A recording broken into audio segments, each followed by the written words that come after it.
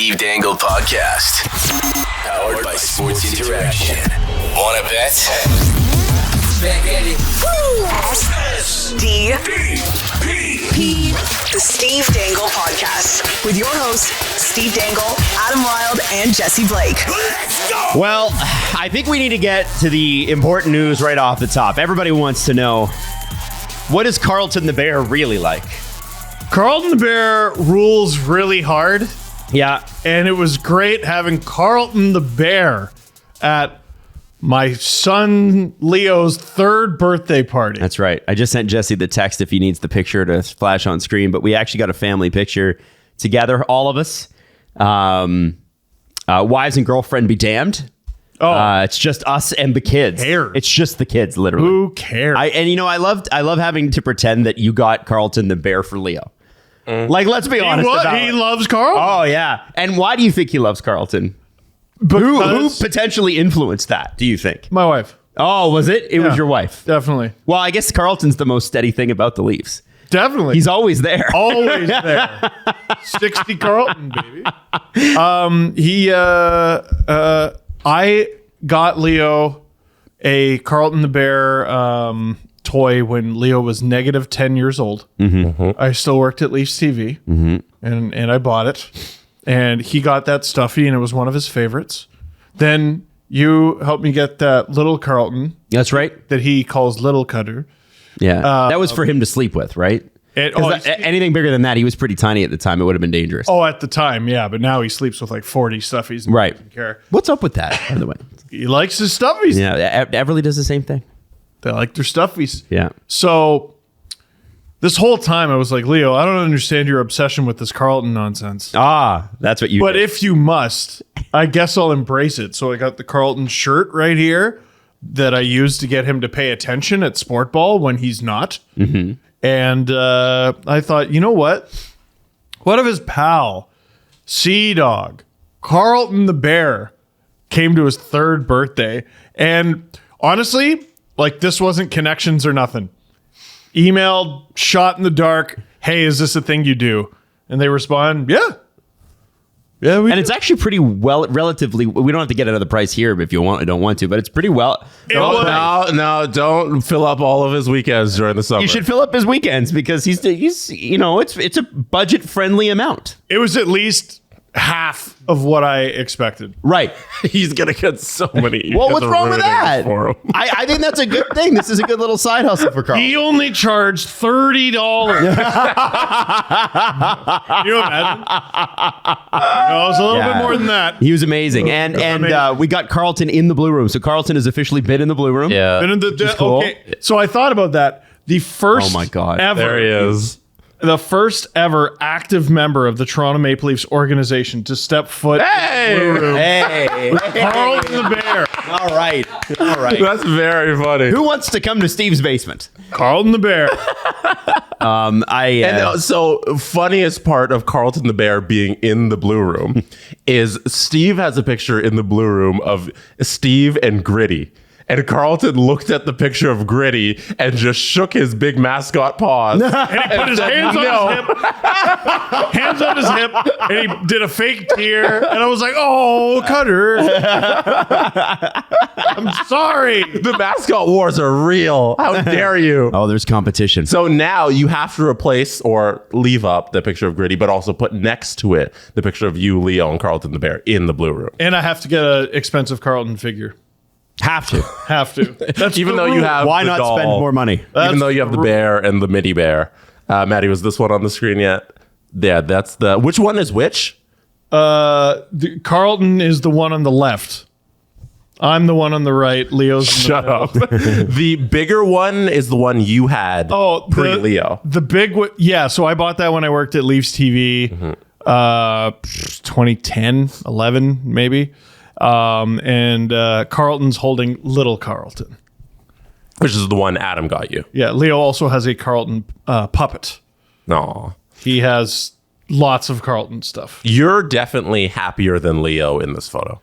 I was thrilled I think we need to go back to Jesse, though, who is definitely the most thrilled. Yeah. There's one on my Instagram where Jesse is literally hugging Carlton. Like, he's so happy. And like with every full body. What's with Everly's face in that? Everly's adorable. She was just like, she's posing. Yeah. She's you folding know her what? I'm arms. going to fold my arms. I'm going to fold my arms because Dad made me get out of the pool. She looks like she's about to like spin around on some cardboard on the floor. Does. Oh, that's true, actually. Yeah. Seeing a mascot is like the funnest thing in the world. I don't care. No matter how old I get, I'm always going to have a good time with a mascot. You love a mascot. In do. fact, I remember, what's the one from the Marlies? Marlies got a mascot. Duke the dog. Duke. Yeah. So I remember when fucking the first Marlies game we do like a dangle night at. I'm sitting beside Jesse. And you know, it's like, I don't know, Friday night, Saturday, a bunch of kids there. That was like Sunday morning. Oh, It was yeah, like yeah. We went to a Sunday at noon. Fucking, game. yeah, so it's like a bunch of kids, and Jesse's like, I just like, just as Jesse in his quiet years too. Remember that, you know, Jesse took a while to come out of the Jesse shell, and now he is This is out of his shell, Jesse. yeah. What happened? This is pre-shell Jesse, and he was freaking. All I hear, he's quiet. All of a sudden I hear Duke, but you know what? Jesse's like high pitched scream when he screams on this show. Yeah. It was like that, and I thought my eardrums were going to explode, and I didn't know he had it in him. He's like, dab for me, Duke. Dab, give me a dab, and then Duke did it. Duke and then, dab. and then he was like, yeah. But then everybody got excited because I made Duke dab. It was awesome. You brought joy to everyone. Yeah. You did. Yeah. That was all Duke you dabbed for us. It was awesome. It was great. So, you know, that's fun. Mascots, they do you rule. think when we go to the draft, we'll run into Gritty? Yeah. Run into Gritty? Like they usually draft. don't they bring the good mascots to NHL events? They're usually all there. Like right? Carlton would normally. No, be there that's too. the All-Star. Oh, I'm thinking the All-Star game. Yeah. Yeah. Yeah, that's when they were all together. I think Carlton was there, Gritty was there, the Shark was there. What's his name? Sharky. No. It's going to be like Finn. Oh, you know what? It is Finn. Is it? It's Finn. You're right. It probably is. That's funny. You know, I like when they get them all together because they get them to do some fun stuff now. But you know that you can't have too much fun. No, it's Sharky. Sharky. It's even worse. Are you joking? I was making it up. It's Sharky. I shot in the dark, guessed the name of the... Yo, That's bad. When we were growing up, the Blue Jays mascot was named BJ Birdie. Yep. BJ. And then they're like, you know what? Ace. Ace Ace is a lot more kid friendly. yeah. Also, BJ Birdie. SJ Sharky is his full name. SJ Sharky, obviously. He's the one who got stuck in the roof. Do you remember? He was rappelling. Yes. That yeah. famous video that's always on SportsCenter top 10. It's right after Merrick Malik scores fucking- and Sharky dropping down from the ceiling and getting stuck there. And which is the one that tried to jump through the hoop of fire and couldn't do it? Was that The Denver Nuggets mascot, right? No, I think it happened in the NHL. Oh, it was the NHL one. Yeah. Oh, maybe it was... No, both. Yeah. Maybe. I don't know. I don't know. No, Carlton was great. And then Leo at one point was just like, I'm working, and gets on my computer and starts like clicking on it. And Carlton's like humoring him and going, oh, you know, what are you working on there? They, you know, couldn't talk. Of course. Obviously, bears don't talk. Yeah. No. No, especially that bear. Very good at communicating. Can you imagine if there was a mascot that did talk? Hello! Support the team! He'd be like, I don't want to support the team anymore! I just think it would be funny. yeah. Because mascots are not supposed to be able to talk ever. Wouldn't it be cool if somebody broke that and was like, now we have a talking There's a mascot? reason they don't talk. It's scary. Yeah. If this giant thing also talks, then that's terrifying Can you for little imagine children. fucking Grimace from McDonald's walking around like, Right. hello, do you like those fries? Want some McNuggets?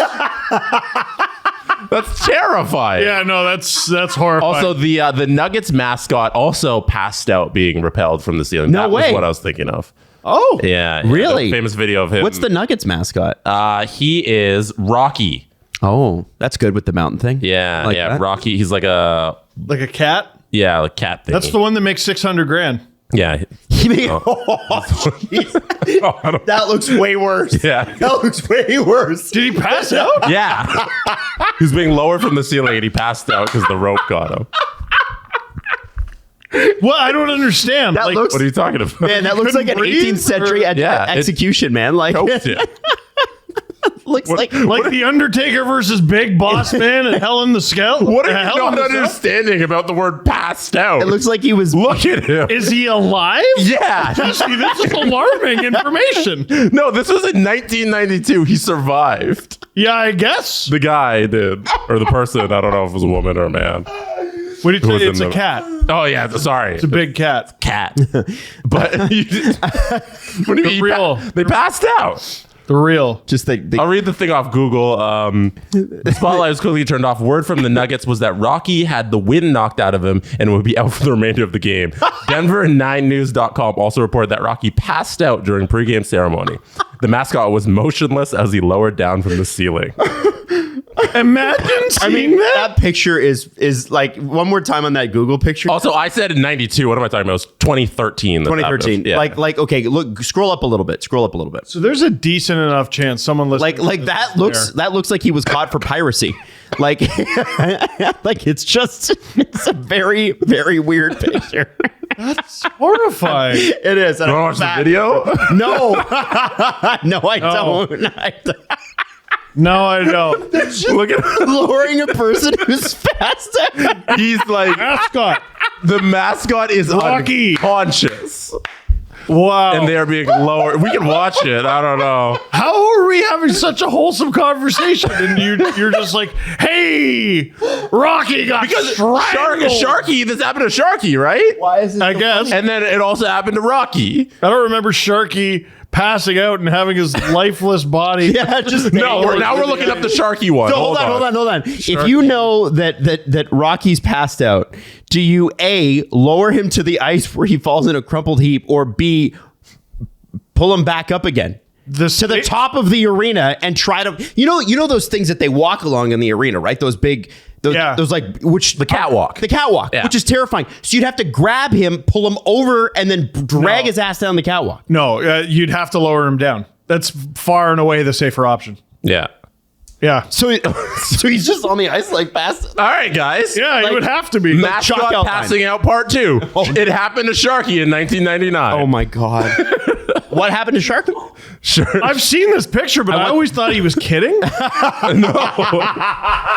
This really happened? That's what you'd have to tell Leo. Oh, he's kidding. He's being sleeping. silly.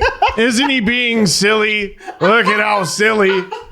He's still, God, he's been silly for a while. Is someone going to fucking, hey, Leo, don't worry about this. Everything's fine. You want some pizza?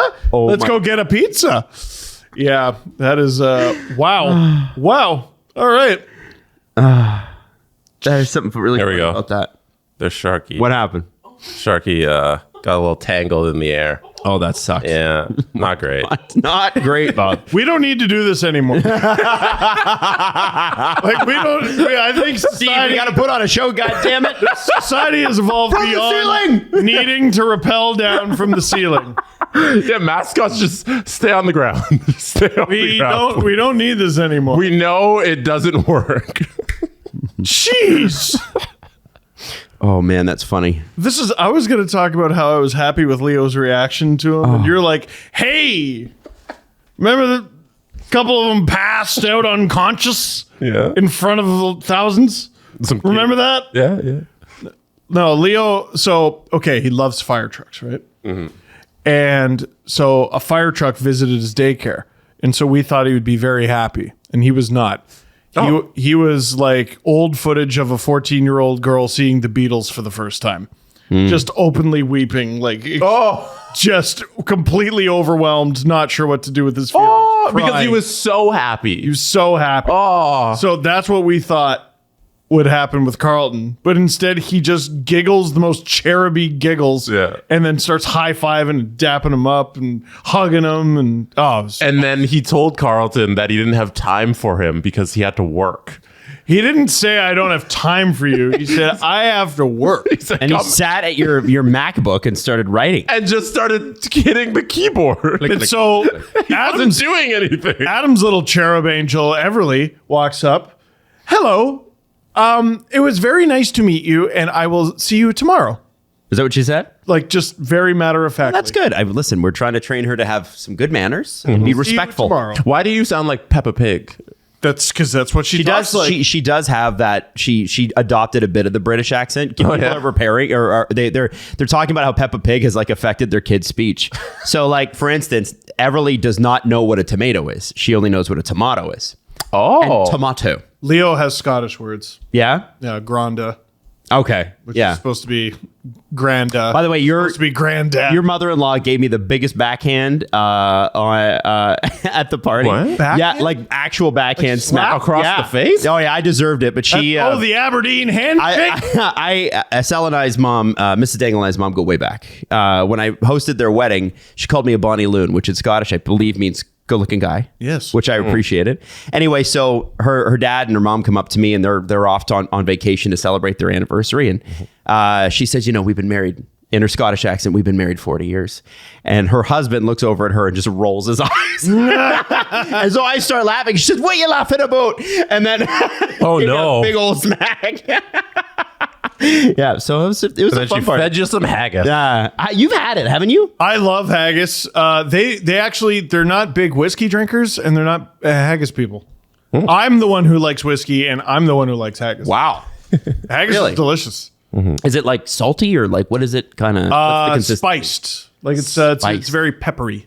Oh yeah. Yeah. Okay, I can handle that. Oh, it's great. It's How do you eat it? Like with your fork? mouth. Is it like sandwich type, or is it like a bowl? Is it soupy? Is it a meat lasagna? Yeah. Oh, how is it? How is it eaten? Well, yeah, you know how it's cooked, and inside of a sheep's stomach. How do you plate it? That's that's what I'm the part- asking. That's the part that makes it sound all nasty. But like in my experience, that's not how it's served. It's I don't know. It's basically like a sausage, but like I've never had it with like a casing or whatever. Okay. And there was so I was terrified. So it's the innards of a sausage. Kinda. Yeah. Okay. So if you didn't have the sausage cajun, it's kind of on your plate. Yeah. And it's like just, ground beef. really spiced meat. And that's cool. we were driving on the west coast of Scotland, and I was absolutely terrified because we were in a car that was too big on roads that were too small, and my wife was driving, which is terrifying, just in general. And she once wrecked your car with no other cars on the road, meaning she was pulling out of your driveway and she wrecked your car. I've had the front bumper of my car torn off twice, and I wasn't in the car for either event. That's great. To be fair to her, she was only responsible for one. But no, so I was terrified, and she saw a sign for the Glenfiddich distillery, and she's like, you know what? Let's go there. I was like, oh, that's gonna like take us off course though. She's like, no, let's go there. And I'm like, oh, she wants me to get drunk, so I shut up. So I followed orders and I got drunk. But while I was there, I also had a haggis baked potato. Oh wow. Wow. Ah! Wow. Okay. If you're ever at the Glenfiddich distillery, the haggis baked potato. All right. Good stuff. I gotta. Is it better or worse than the Wendy's baked potato? Because the Wendy's baked potato is pretty good. elite baked potato?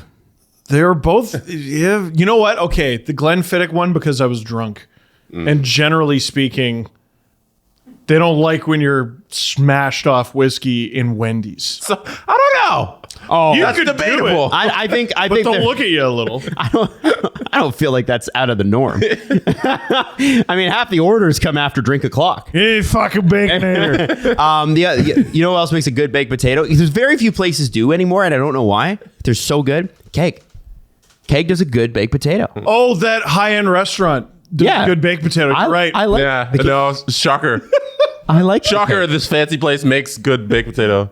Wendy's Glenfiddich Distillery keg. Well, I thought Glenfiddich Distillery would be in like the same sort of thing as the keg, because Glenfiddich is not cheap. Well, they don't they don't really serve a lot of food because they want you to have your drinks and get out, but they also don't want you to have Don't an get out too empty quickly. stomach. And yeah, so So should we do they a? serve like chips and So should we do an STP in Scotland? fuck yeah, Yeah, absolutely. I'm one of those people that like, it's weird. My TikTok algorithm is super sensitive. So if I see one video, it's like, you're going to see 80 videos like this. So I saw one about Scotland and it was about Edinburgh in the rain. Edinburgh. And no, we got to go there. And it looked gorgeous in the rain. It and is I was like, gorgeous wow, in the rain. that doesn't, Toronto does not look like that in the rain. We should shoot a video and we should bring the heaviest cameras we can find for crew and climb Arthur's Seat. Oh, definitely heavy cameras. Arthur's Seat is really, really, really, really big mountain that you can climb. And here's how small the world is.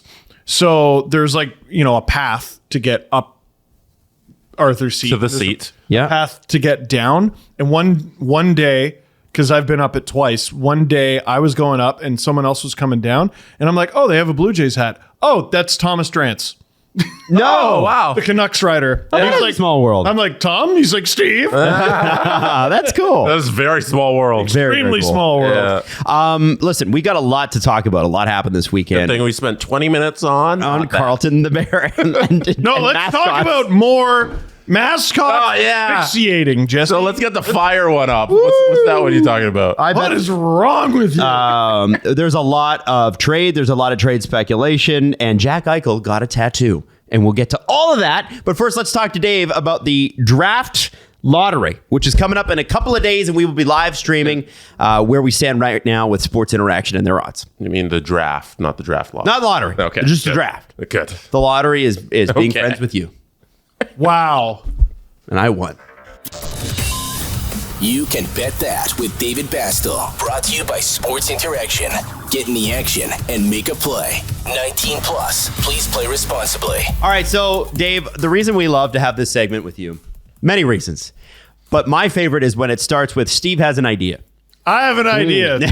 Now we know that there's a lot of draft capital at sportsinteraction.com/STPN. But Steve, what's your thinking with draft betting here? It's a great strategy. So it's a series of sprinkles. It's sprinkles to the point where it's not even $2, Steve. It's $1, Steve. Oh. But I made a bunch of bets. A big old bunch of bets. Yeah. Okay. What is the draft? It's a crapshoot. What do you? Yeah, sure. Okay. total- I was gonna tell you what it was, but okay. I'm glad you said that. Okay. The picking of children. Yes, it is. The children auction. Yes. Draft eligible players Yes. that make your franchise better. The kid I'm auction. just So saying. Yeah. all of the over-under, where is this player going to get picked? I went through the entire list and picked. And there's a lot of them, Steve. There's a lot of them. There is a lot of them. So I picked every player available at plus money. Just because it's such a crapshoot, I figure I'm going to be right on some of them. You figure. What do you think, Dave?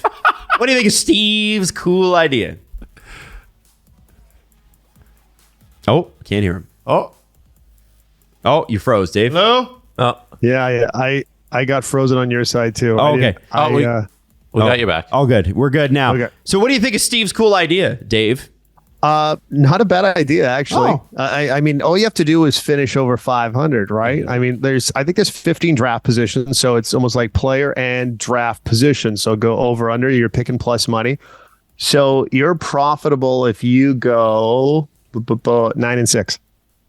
Oh, All right. All right. we'll see. Okay, I want to know. That's Yeah. I have to follow up with this on Friday. Yes, 100%. absolutely. I'm going to be following along. 9 and 6 is a little tough. You're a little tough. For coin flips? It's not like I'm saying 12-3, right? Yeah, but like you flip a coin, can you go 9 and 6 on heads and tails? Yes, you can. Yes, you can. Get a coin. I know. All right, now all the picks, especially these are the fun ones. The second and the third round pick or third overall picks are available right now at sportsinteraction.com/SDPN. Who is the odds-on favorite, Dave, for pick number 3? That's the number 3. fascinating one for me. Yeah, it really is, because we've had some different rumor mill gossip about Will Smith sneaking into the conversation. His odds have kind of went back and forth, but right now the favorite at Sports Interaction is Leo Carlson to go number 3 overall. And I guess the big wild card, and I'm sure you guys have talked about this, is this Russian kid, Matvey Michkov. Yes. Who apparently has the skill of a Connor Bedard. Yeah. But nonetheless, you just never know sometimes what you're going to get with these type of players that aren't heavily watched on a day-to-day, hour-by-hour basis.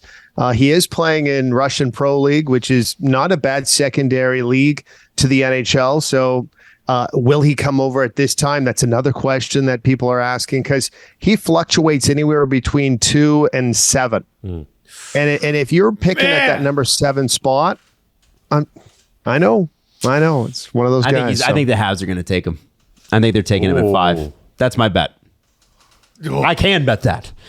And I will. You can bet that, yes. You can bet this. I can. Specifically. Dave, thank you so much. And we are going to follow up with, especially with Steve's record on Friday. I want to know how this worked out for you. We'll do that on Friday. We're going to be in Nashville in the meantime. I'm sorry we can't take you with us. Yeah. Safe travels, guys. I know Nashville, it'll be really tough to have fun there, but I know you guys are going to try your best. Thanks. Okay? Try your best. Yeah, it's not Winnipeg. But it's going to do good. Definitely not the peg. I'll have a ginger ale in your honor. Thank you, Dave. sir. Thank you. Bye, guys. Bye-bye. Do you guys like specialty grade Arabica coffee beans? Oh, yeah. Then you should check out Coffee Cult. Woo! Actually, though, what's special about Coffee Cult is They have bags as big as your head. That's right. But they only work with farms that pay their workers, especially women, fairly and equally. That's a big thing. They also roast all their coffee locally in Hollywood, Florida. Roast to order. So when you order Coffee Cult, you know that it hasn't been sitting in a warehouse for a long time. They just did it, sent it to you. So you're getting fresh bags of coffee. Obviously, the dark roast is highly regarded. It's the one Steve has. That's why it's such a big bag. Whew. I have the Costa Rica roast. Oh, now You can really smell the Rica. there is offers here for American and Canadian listeners. Okay. Because here's what we had. We had the American offer, but new this week, the first 15 Canadian orders of over $50, use the code SDP and love. Okay. Ready? SDP and love. SDP and love. Yeah. First 15 Canadian orders over $50. Ooh, they're going to throw in a 12 ounce coffee dark roast thing that Steve has right Bag. Oh, 12 Bag. inches, too. Bag. Dang it. Order at coffeecult.com. Use SDPN Love and get 16% off. Coffee orders over $50 get free shipping in the United States. Specialty grade Arabica beans, roast to order. It's Coffee Cult. Check it out at Coffee Cult, both with a K, coffeecult.com. All right, so the Avs may have taken a step towards, and I don't want to say they've solved the second line center problem, but they have made a trade. And for a guy that you would expect to be a second line center, they receive Ryan Johansen for $4 million a season. Nashville is holding back 50% of that contract for the next couple of years. For Alex Galchenyuk, and really, since Nazem Kadri left, it's been, they had some injuries this year. They had a really unfortunate incident in the first round with Tushkin. Like there was like a bunch of things that kind of did not go the Avs' way this year, and they were still in the playoffs and still good. He is a bet, Ryan Johansen, and we'll get to the Nashville side of this in a second.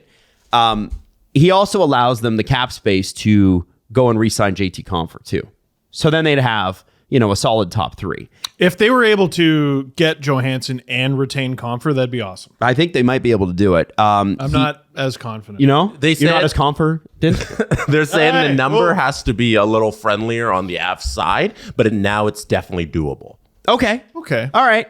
Now, Nashville, when they had that really good year a couple of years ago, 21-22, and then they got destroyed by the Avalanche in the playoffs. Ryan Johansen had 63 points in 79 games. This year, a bit more of a regression, 55 games, some injuries, but only 28 points. And the big drop was 26 goals to 12. And so you got to think with the Avs, with the strong wingers that they have, that number can go back up again. He's not he's not historically a big goal scorer. No. He's more of a playmaker. So this is going to be great news for any of the Avs forwards who are heading into a contract year. Probably, he'll get you the puck. But it was a thought exercise in adjusting your expectations. So, here's a player who's often injured. Here's a player who makes $8 million. And I just, unfortunately, because of the way his career has gone, he doesn't make sense in any scenario at $8 million for anybody. He just doesn't. 4? Mm-hmm. I'll take Ryan Johansen for 4. Yep. Is he available for 4? Well, apparently he's available. That's $500,000 more than Alex Kerfoot. Dude, you know what? That's not a bad way of putting it, man. I think we need to put it in those terms. Yeah. No, If the cap is flat this year, the money is equal. I perfectly understand this trade from the Avalanche standpoint. I'm not as convinced for Nashville, but again, I have to remind myself he doesn't make sense to anybody at $8 million. Well, let's talk about the Nashville end of it. Just to finish off yeah. on the Avs, it makes so much sense to just acquire this player because in free agency, this type of player isn't available. Not like, really. We'll talk about how weak the class is this year, and for $4 million, you can't go buy a second line center. Who's the top 5 center? Comfer?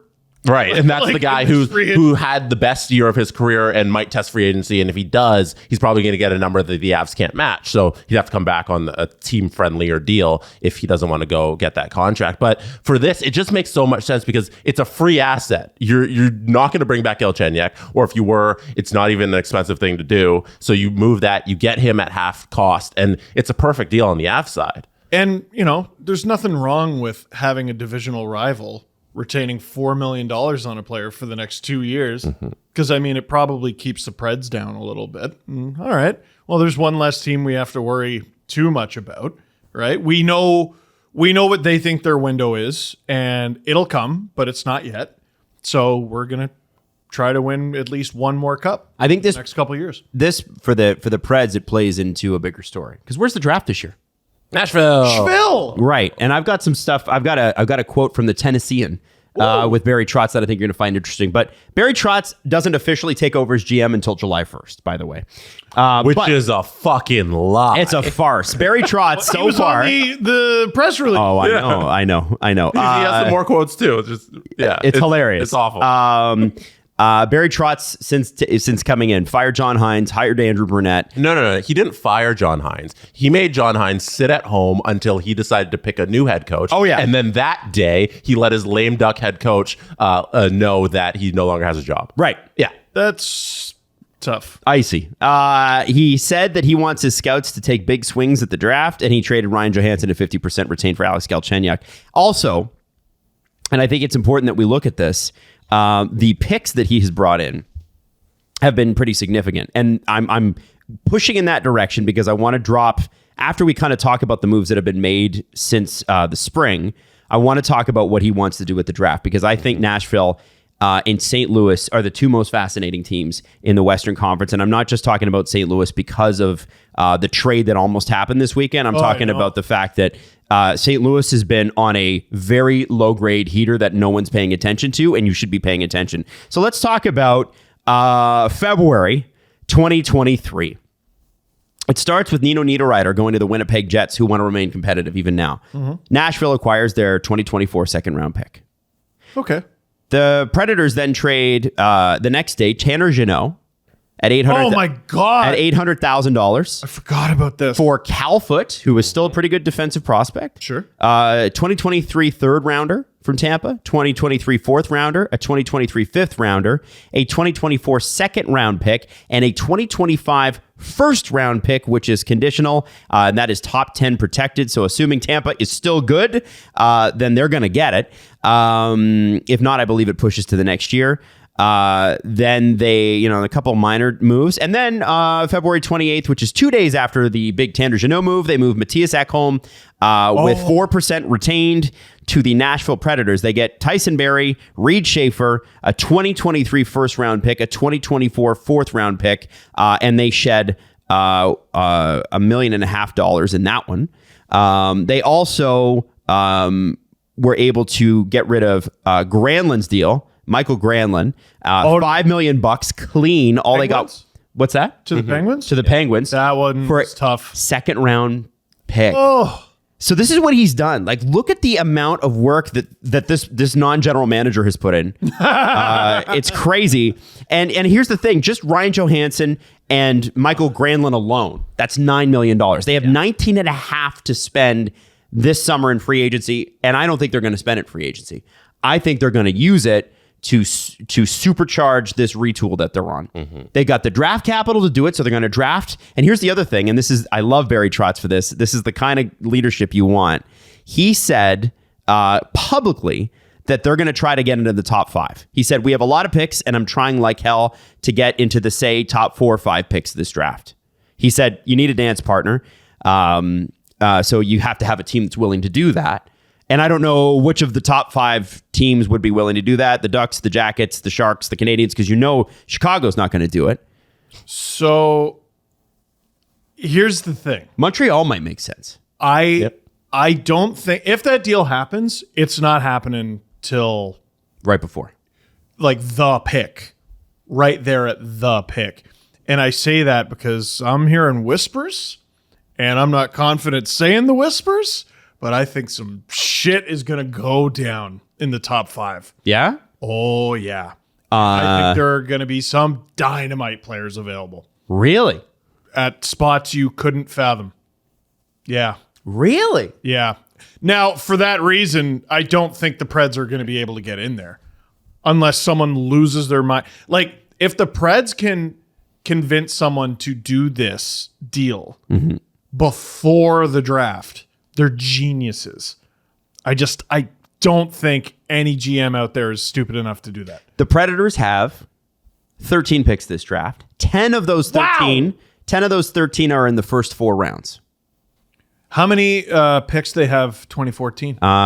Jesse, you have cap friendly up, right? It's they got 1 first-round pick and 3 seconds. Yeah. So far. Those 3 seconds, 2024, pitch those out the door, gives a shit. Yeah. So Barry Trotz, he's been very vocal in the media lately. He had some quotes in there as well about the players he wants to keep, because I guess they were getting some calls on UC Saros, and he publicly said that we're not moving Saros. Top 5 goalie. What are you doing? Right. Why would you ever move that deal? And he's on a fantastic deal as well. He said he's not trading Yossi. He needs those are the type of pieces that you need to build around to get into the future here. But he's not afraid to move out the bodies so that young guys have places within the lineup. So you're moving out Johansen so you have places within your organization to bring in young guys and young talent. And it's going to be a quick rebuild in Nashville to keep going this way, because they're going to have so many picks, and there's going to be that extra cap space that they have now. It's important. Like it's not just that $4 million. It's just the flexibility in a hard cap that hasn't moved at all. Getting that extra $4 million. Plus, you're not going to really miss Ryan Johansen's talent on the ice, because you're not trying to win necessarily, and he was overvalued anyways. And it's going to be a quick rebuild, especially with all of these picks. Remember the end of the season when the Preds had like Phil Tomasino, the team trainer, one of the hot dog guys, as the top line. But the mascot. Yeah, the mascot. But they fought like hell. Who couldn't breathe. Sabretooth. Yeah, Sabretooth. No, he could breathe. Just the worst. You know that Tyson Barrie's getting pitched at the deadline too, if he doesn't get it this draft. He did really well for them too. Like I want to say, But like he's not in your window, and it's not a slide against Tyson Barrie, but I do believe that Tyson Barrie will be traded. I just think at the end of the season, Barrie was part of it, but it was a big youth movement, especially up front, that probably gave them the confidence to, all right, we can rebuild, but it's not like we're not going to be bad. It's having your cake and eating it too.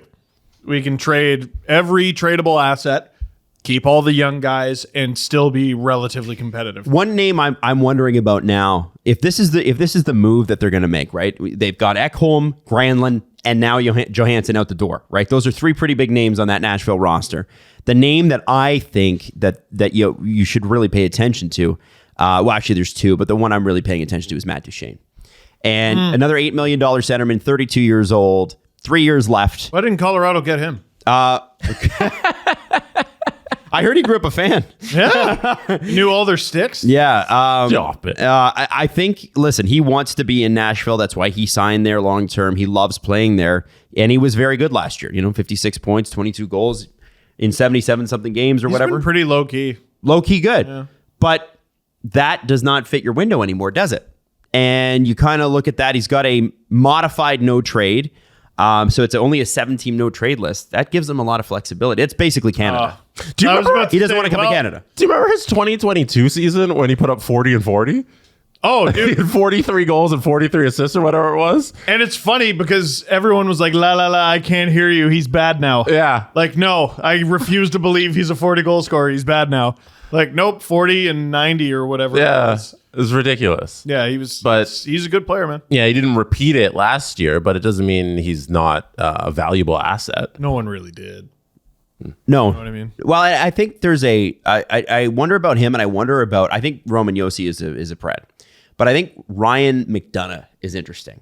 because he's a $6.75 million player. He's a great leader. Tampa dearly misses him. They do. They really do. Maybe they get him back. Well, I was wondering about that. That's an expensive contract, so you're going to have to retain. But what can you steal from Julien Brisebois? And frankly, what's Julien Brisebois going to steal from you? Because if you do business with him, he is winning. I don't know. I don't know about Tanner Jeannot. Yeah. If you're the Preds, you don't feel that way. No. Tanner Jeannot. Yeah, that's true. And actually, so separate from that conversation, you know who kind of fits the Preds pretty well, and they can afford to be a little frivolous in free agency because they have the cap space and they got a shitload of picks? Michael Bunting. Oh, he'd be a good Pred. The exact player who was going toe-to-toe for the Calder, or like a Calder nomination with Tanner Jeannot a couple years ago. I don't know. Why not have your cake and eat it too? There's my second cake reference. I'm hungry. Go out and get him. Add some of the snarl back to the lineup. He's not old. He's only like 43. Yeah. So... Apparently, I like these new extremely aggressive teams. St. Louis is aggressive. Nashville's aggressive. You know who else is aggressive? It's a team that made a trade this, and we'll get to them later. Lesnar. Not that. No. Los Angeles. Apparently, there were discussions about UC Saros going to LA. He's got a $5 million deal, basically the Cal Peterson deal. They gave Cal Peterson and UC Saros the same amount of money. Yeah. There was the rumors, and then he denied it. He denied it. Let me throw it out there. So there have been different versions of the Pierre-Luc Dubois trade out there. And we will get to that, by the way. Yeah, we've seen Iafallo's name. We've seen Velarde's name. I've heard Kaliev's name. But they need a goalie? Shut up and kiss. Hellebuck. Do a blockbuster, man. Give me a proper blockbuster with Dubois and Hellebuck. Maybe you can only afford one, and that I understand, but wouldn't it be perfect? It'd be great. You need a goalie anyway. One-stop shop. Give us a proper blockbuster. Pierre-Luc Dubois and Connor Hellebuck to LA in the same deal. It worries me that the NHL is too boring for something like that. Oh, well, I have shedding that a bit. I have some evidence to back that up, but we'll get to that later in the show. Last thing with the Preds, they've already retained two salaries. Like we've gone through other trades. They retained on Matthias Ekholm. They retained on Johansen. So this McDonough deal and all the other Matt Duchene. You can't retain. They can't retain again unless they want to use up that last slot. So we'll see if Trotz can get really creative with those contracts. So what's a second line center cost these days anyway? What would you ballpark it at? A good UFA? One. I guess, yeah. If you were signing somebody to be a second line center. Look at Nazem Kadri's contract. So 6 or 7 million. 7. So is Matt Duchene an elite second line center on a very good team that needs one? I'd say so. At $8 million? That's what I mean, right? No. Is that, maybe you don't have the same money up the wing, so you have it in the center position. Right. How many years does he have left? 3, I think. Hey. I was going to say on 1 year, 3. no-brainer. Yeah, 3.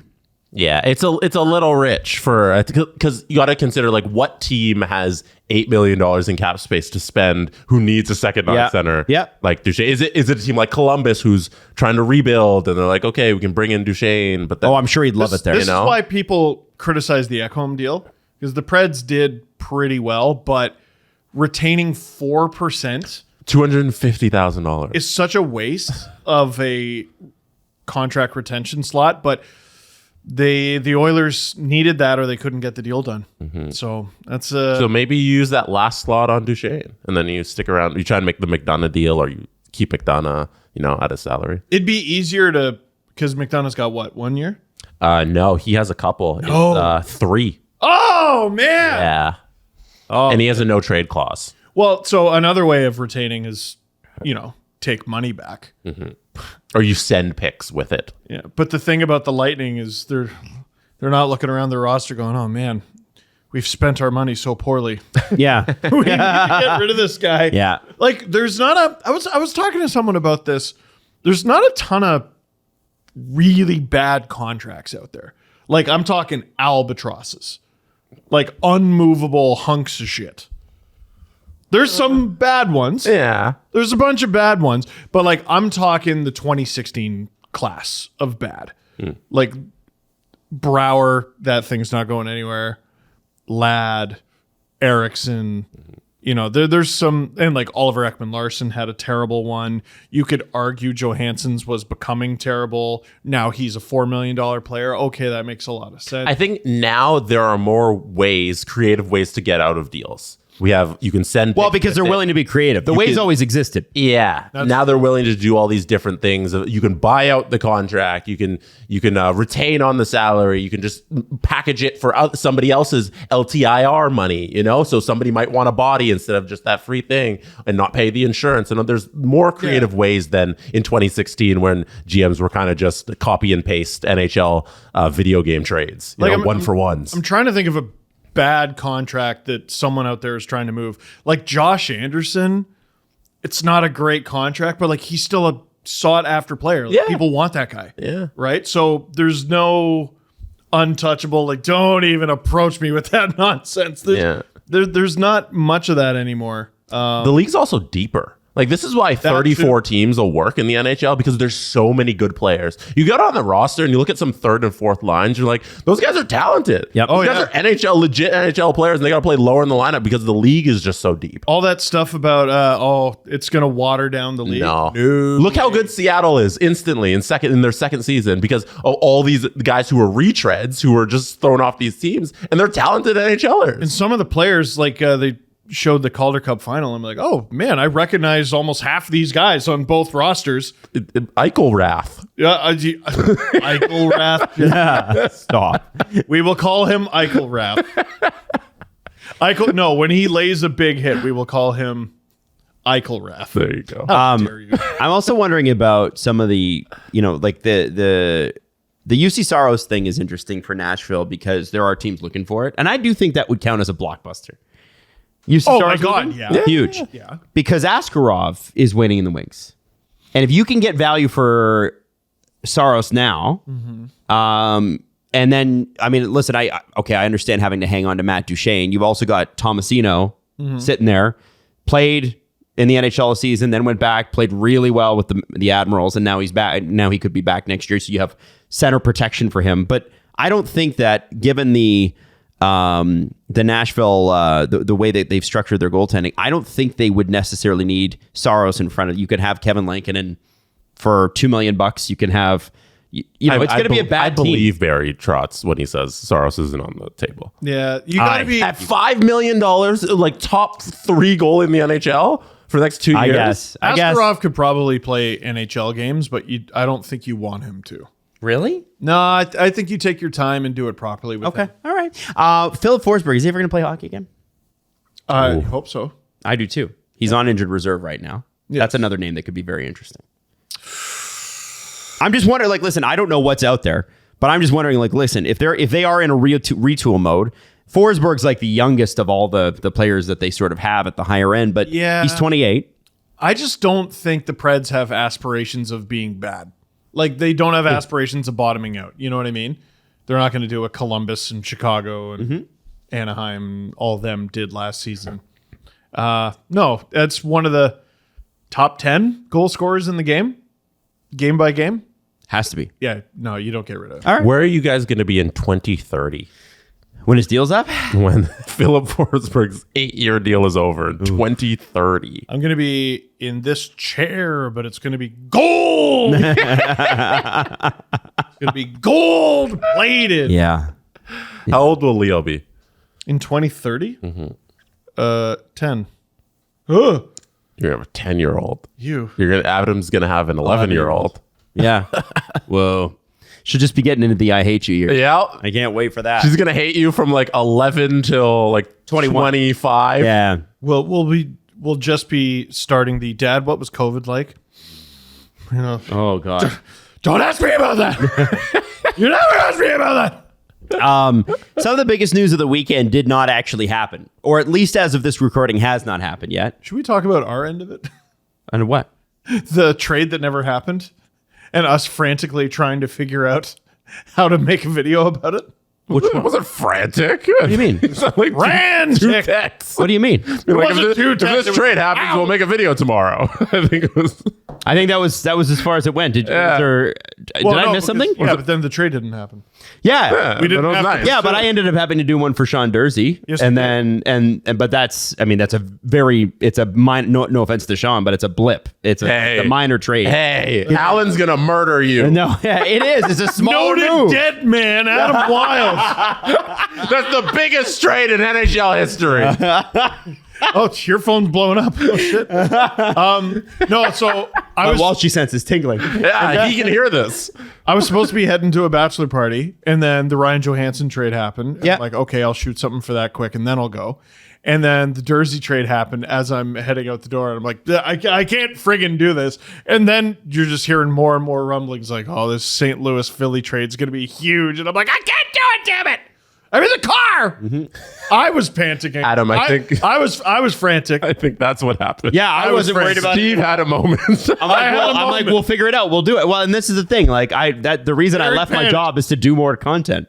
So I'm gonna do more content. But what will I? That's what I was thinking. What about Steve? What about me? So now that you know the purported drama that happened on our end, let's tell you about the drama that didn't happen with St. Louis and Philly. They were working on a blockbuster. We're not exactly sure how it looked, but it's something like this. To St. Louis, it was going to be Kevin Hayes and probably Travis Sanheim, fresh off an 8-year, $50 million extension, which he signed in October in the Chuck Fletcher era, and promptly took a huge step back because he and Torts just don't gel. And that's the thing with certain players. They play really well. Torts shows up. They don't play well. They leave. And and a lot of the time they go back to playing the way that they were. They just don't work in the Torts system. Torts likes a very specific type.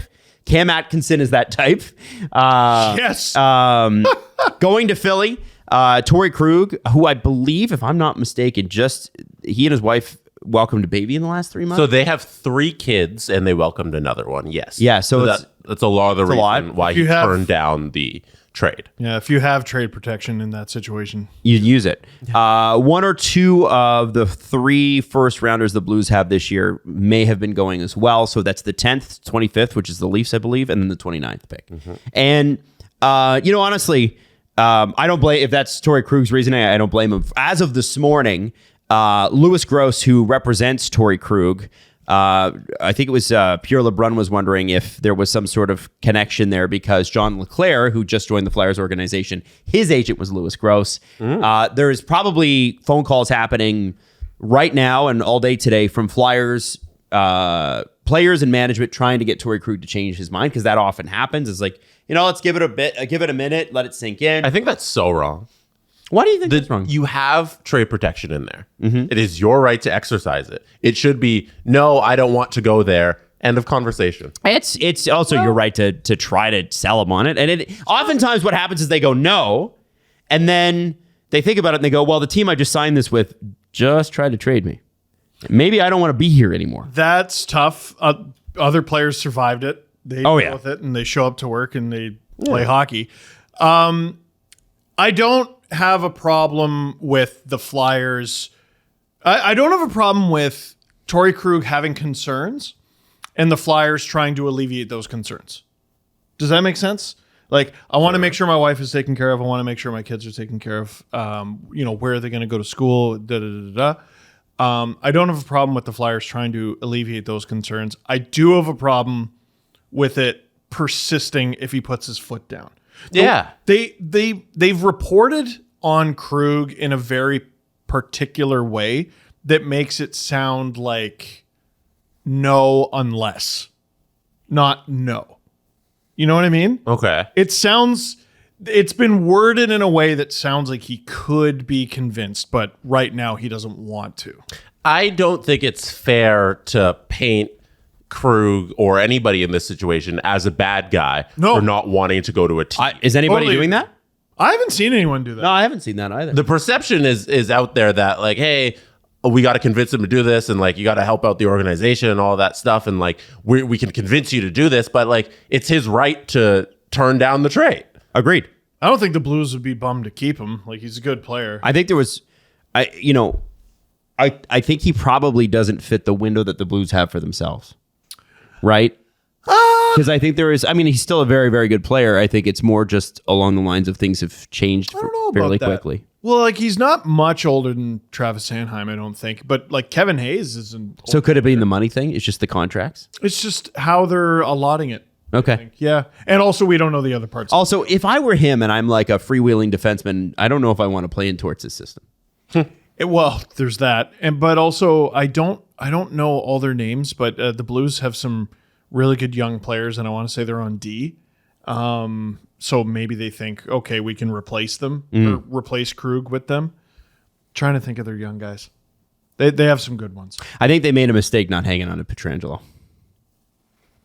Wow. I think the Blues made a big mistake. I don't think Petro made a mistake. No, I think he made a great decision. Yep. It's fascinating to see what Philly continues to do because they also almost had another trade that would have been notable but not actually big this weekend. Philly and Carolina for Tony DeAngelo. So basically last year, and I'm going to rewind it for a second because this one actually has more juice to it than even that blockbuster does. Yep. Chuck Fletcher traded for Tony DeAngelo on July 8th last year. And July 8th, 2022. And that's a really important date. Circle that one. He gave up a lot. This year, Danny Briere is trying to undo all the moves that Chuck Fletcher made in the last couple of years. Dude, he was just awful. Here is the original move for Tony DeAngelo, who at the time was a restricted free agent. There was no contract worked out. Making $1 million. To Carolina, 2022 fourth round pick, a 2023 third round pick conditional, which is Carolina will receive the best of the Philly, Florida, New York Ranger third picks in the 2023 draft. Carolina will receive Philly's pick. It turned out to be Philly's pick because they were the worst. And the 2024 second round pick from Philadelphia. And that was all for Tony DeAngelo. And again, then Chuck Fletcher signs him for 2 years, $5 million apiece. So Sportsnet's Elliot Friedman reported last night audience, who is that? He'll be traded back to Carolina, but that the Flyers would have to retain 50% of DeAngelo's salary to do it. God! Multiple sources say the deal hit a snag last night. And by the way, DeAngelo was benched in the final 5 games of the season, and he was pissed about it. Fucking sucks. He was a team high -27. Like plus minus is a bullshit stat, but when you're -27, something's wrong. And there may have been, as a part of this deal, a sweetener beyond the salary retention. For who? I don't know. For Tony DeAngelo. It's like on whose end? I believe the Flyers would be sweetening it. Apparently, that was just a rumor. We don't know. Again, a lot of rumor, a lot of talk. I just want you to be aware of the full picture. So what's the snag? Eric Tulsky. Do not give him more power. Holy shit. The snag, according to Pierre LeBrun, is that the NHL stepped in. There's language in the CBA that prevents a player from returning within 12 months, especially on retained salary, as this is considered possible cap circumvention. Yeah, the retained salary is the special point in that reporting, because the retained salary is where you get the ding on something might be suspicious with this trade to the NHL head offices. So what LeBron said is the Flyers and Canes have both argued with the league about this, saying, one, his contract wasn't even signed with Carolina. It was a Philadelphia contract when they signed him after he arrived in Philadelphia. Number two, Chuck Fletcher was the GM who traded for DeAngelo and signed him, and he's no longer there. So how could that possibly be cap circumvention? Either the league will sign off on it this week in Nashville because they're going to talk to them in person, or they'll wait till July 9th and complete the trade. Yeah, the 12-month rule. That's a very good point.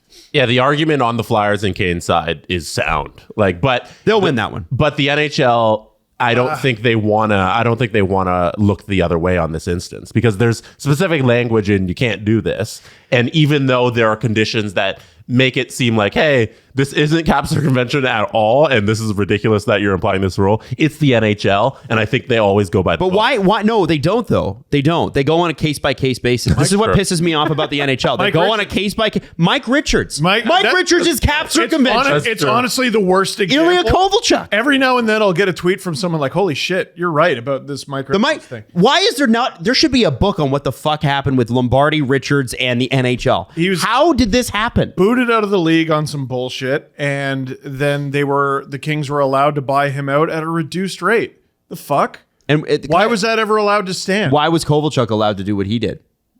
Can you refresh? Well, the Devils, remember he signed the big deal and then he retired and went to the KHL. Oh, and also let's not forget that the Devils were fined. And then They were fined draft picks, like first round. and then the draft picks were, we'll give them back to you They gave him back because he retired. So this to me, anyway. So that's examples. So if you punch someone in the face and break their nose, and you have to go to, and you're my dog, and you got to go to jail for it. If your nose heals faster, do you get out of jail earlier? I don't think so. Probably not. This is my point. That's a really weird comparison. But I'm just listen. I didn't want to make it about murder or something, right? I want to be something that actually happened to you. So with this one, I'm if I am at the league office and we purposely don't have a bar set so no one can hold us to a standard. We don't have a standard, so you can't hold us to it. It's a really smart move by the NHL. But on this one, it's Tony DeAngelo. Why are we blocking a Tony DeAngelo trade? It's something that is. Trades are good. This is a notable player. This is a player that played well in Carolina. They don't want the other GMs to be upset. About what? Did any of them oh man, we really wanted Tony DeAngelo? There's CBA language, and the other GMs don't want an exception to be made for the Flyers and Kings. Except for all the exceptions that they make for guys like Lou Yeah, Lamoriello. but to your point, case by case basis, they're going to raise up their arms and say, "Hey, in this case, there's language that says you can't retain within a year and trade them back, even though all the other circumstantial evidence says that this isn't cap circumvention. There's language you can't do it." So I think the NHL might just be wait till July 9th and see if you still want to do the deal then. That's such semantics. Literally. It's literally no. And here's the thing: wait 2 fucking weeks, and the deal's going to happen anyway, just to prove it. What was the master plan here? So okay, we have DeAngelo, who makes $1 million. Yeah. We're going to trade him to the Flyers. This is all part of our master plan. We're going to trade him to the Flyers. He's going to sign a contract with the Flyers. Mm-hmm. The Flyers are going to pay him $5 million for him and the whole team to be absolute dog shit. Mm-hmm. Then, we're going to turn around and send him back to Carolina after firing our GM at a reduced rate that doesn't help us. So what? It doesn't help them. Why would the Flyers pay several draft picks and $5 million for a useless year's worth of Tony DeAngelo? Dude, they thought they were going to be good with him. Mm-hmm. That was the whole thing. Chuck Fletcher did. Oh, yeah. That's another thing. We're going to fire the guy who made the deal in between. Carolina didn't sign that contract. So laundering what? They fired the general manager who made the initial trade. You know what? You sold me on this. Why are they holding this deal up? This is fucking stupid. This is really fucking NHL. stupid. And they're we have language against this. How would it be cap circumvention though? It's not. But they're holding 50% back. It's not. It's cap. We're fucked. But they have language that says that this scenario would be cap circumvented. So I don't know if they're... What gets me about the fucking quote is they're going to meet in Nashville this week. Pick up the phone. Gary, Bill, whoever decides this, here's a 5-minute fucking phone call. Steve asks this question all the time, and I have to say, what the fuck do you guys do all day? What do you do? What are you doing? That reporting in there I thought was interesting too, that they're waiting till today and tomorrow because they're all going to be in the same room. Yeah, why don't we just talk about it? They can call them over. They can say, Briere, get over here. We're going to talk to you. Gary wants Bill Daly send his henchmen to go talk to you, and they'll probably have it solved this week, or they make him wait till July. The NHL cares more about this than they do about Pride Night jerseys. It's fucking crazy. I can't believe this sometimes, man. It's just so stupid. They could be talking about it right now and have it all solved, but it's ridiculous. The NHL loves fucking with new GMs. Oh, yeah. And part of me wonders if this is just to wag their finger at Danny Briere. Don't you go making too many moves. Don't go thinking you can do anything, but forgetting that on the other end of it is Don Waddell, who's been there since the sun was invented, I think. If this is Lou and Don Waddell, is this even a problem? No. Absolutely not. Right? No. Is the deal's done on Saturday? Lou would be like, Gary, you know those pictures I have of you? Yeah. Okay, we're going to make this deal happen. Thank you. No, he would just send him a picture of 2 concrete shoes that are just his size. Yo, can you imagine how terrifying just getting a Lou Lamoriello selfie from Lou Lamoriello would Yeah, be? concrete. He just takes a picture of his face, sends it through. I don't know if he knows how to do that. He gets an assistant. Yeah. On a secure line, of course. Yeah. Sir, Landline? it appears you have been mailed a Polaroid from one L. Lamoriello. I don't know if he knows how to text a selfie. That's the Polaroid. If this is Kyle Dubas, how not is this approved? Oh, it never happened. Never happened. They wouldn't even. They'd make him wait till like next July. Yeah. Kyle's coming. Here, shh. Boop. Whatever it is, no. That's literally how it felt. Yeah, Penguins fans, I hope you're ready to have absolutely every fucking neat idea nixed by the league Yeah. because someone somewhere got upset. If this is the Leafs, oh man, this never gets approved. Absolutely not. Yeah, it's an interesting it's an interesting thing to get snagged on, and this is So why fucking stupid. when we said, hey, the NHL is really getting some cool trades, and they are, but it's like, how do we stand in the way of this? Let's not have a trade to talk about. Let's not generate news. Let's just simply no. Let's save that news. Especially for the media outlets that are partners. And I'm going to speak selfishly here. July 9th. Everybody wants to hear about the DeAngelo trade on fucking July 9th. I bet TSN and Sportsnet will be thrilled. Elliot and fucking Bob McKenzie wheeling out back from the cottage like, okay, the trade happened and it was because of the reasons that we said that it would. is Okay, bye. Not leaving the cottage. No. Absolutely not. Just fuck me, man. It's just brutal. But anyway. We got like 3 weeks for a trade for no reason. Yeah. A bad one, too. It's not even a good trade. Not for no reason, for a bad reason. It's a more reason to dunk on Chuck Fletcher. That's about it. I'd be curious, like what the argument is. Like I know you're talking about the language, but is the language specific enough? Because we have a contract that was not signed prior to the deal. If Carolina signed him to a deal, trade him to the Flyers, and less than a year later, the Flyers try to retain salary and trade him back, I know that that's illegal. I know that you can't do that. And it's reasonable that that's illegal. And it's reasonable that you can't do that. But if the Flyers signed him, then what's the problem? Yeah. And the guy who signed that contract isn't even employed. Isn't even employed there. Yeah. It makes no sense, but I think they're going to be a stickler because there's language and it's stupid. But if we just look at the scenario, there's no reason this trade shouldn't have happened on Saturday. Yeah. There's absolutely no reason.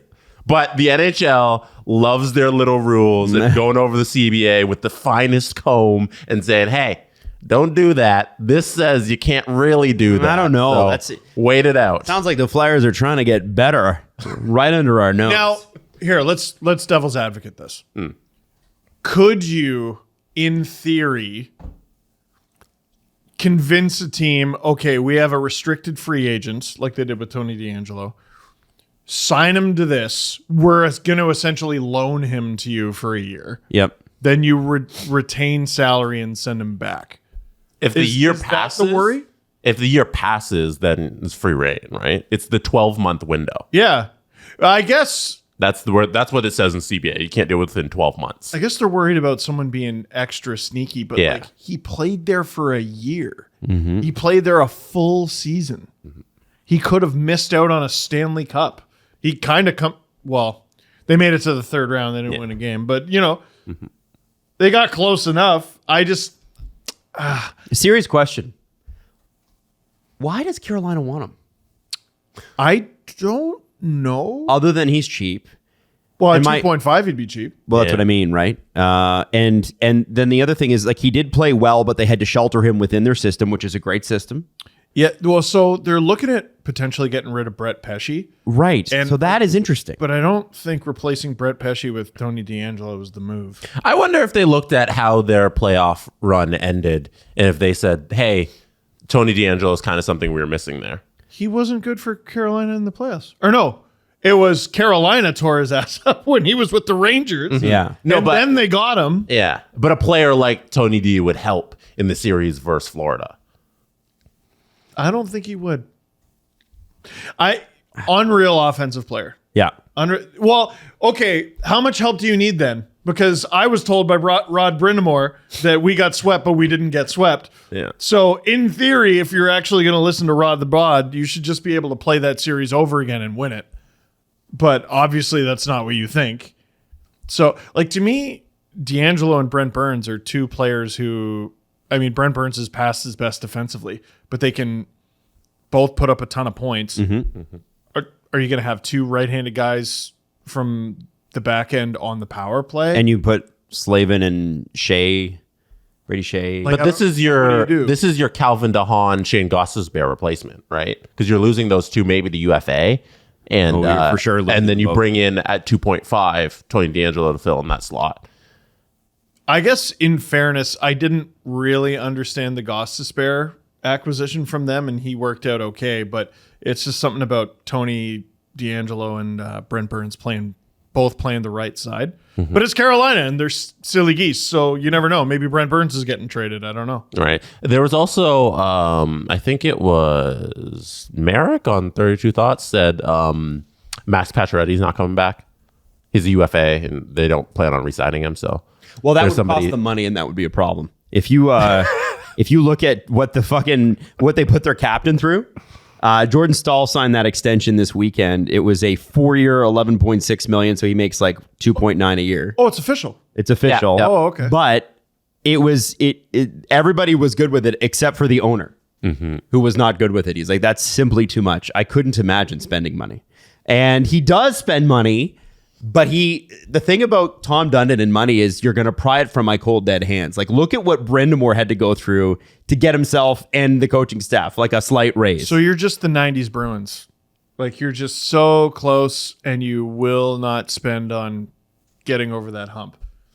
Like, you're just... I mean, they spend. they're going to spend on July 1st. We're going to hear Sebastian Aho signs a giant contract. Yep. You know, that's going to happen. And Svechnikov had his last year, even though he's injured.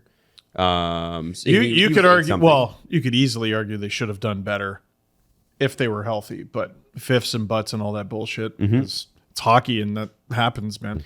It's weird how like they have such a successful team, but they operate on this weird budget. Adam, you're right about the spending money thing. Like, Well, it's just Tom Dundon being a fucking rich guy, right? Yeah. That's all it is. unfortunate. Like let's be real about that. Like he purposely grinds people because that's what got him where he is.